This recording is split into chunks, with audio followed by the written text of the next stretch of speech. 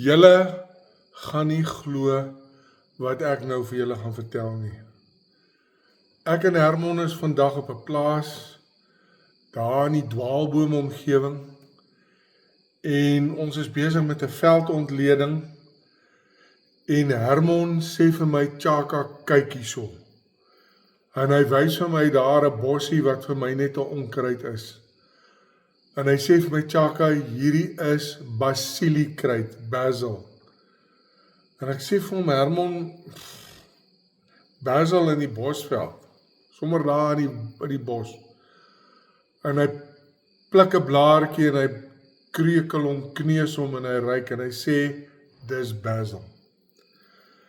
En lo and behold, ons trek 'n bossie uit, ek neem 'n foto, ek sit dit op hy Google Identify, wragtig, Google identify dit as basil, basiliekruid.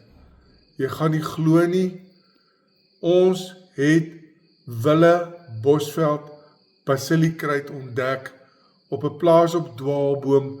Ek kon my oë nie glo nie. Hier is die videoetjie hoe dit gebeur het.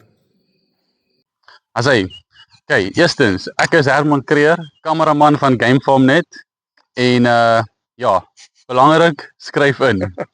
Nou, Wat het jy hier gekry hier op hierdie plaas in die veld? baie interessant, hier is nou my bydrae tot die veldontleding. Hierdie, wat ons nou hier kry, hier oral, is dit wille basil. Vir ons is dit nou net vir ons die ongekende, ongeoefende oog, is dit nou net 'n gewone onkruid. Maar as jy kyk, Hermon kom nou hier en hy ruik hom en alles. kyk na die blommetjie, kyk na die blaartjie, dit is soos basil wat jy in die winkel koop. My aarde. Jy ruik nou hom, ek het nou hierdie een uitgepluk, maar as jy nou hier kyk, hier groei ene, daar groei, oral groei dit, so is 'n kry, 'n eetbare kry wat hierso in die bosveld groei. In die diep bosveld. Ja. Daar's hy, dankie Hermon.